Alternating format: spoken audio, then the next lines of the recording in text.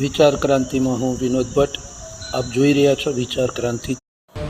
આજરોજ નડિયાદ જેલ ખાતે રક્ષાબંધનનું પર્વ ખૂબ જ ઉત્સાહભેર અને લાગણીસભર રીતે ઉજવાયો હતો. જેલના કેદીઓને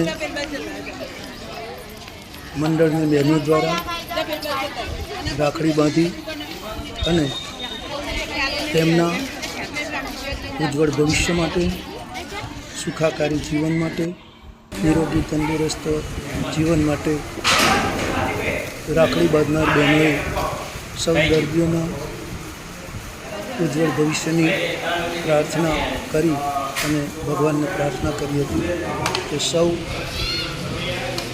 જલ્દીથી પોતાની સજા કાપી અને મુક્ત બને અને નવું જીવન શરૂ કરી અને ભાઈ બહેનનું હિત, ભાઈ બહેનનું પ્રેમ અજર અમર રહે એ આ પર્વ નિમિત્તે એક સંદેશ આપ્યો.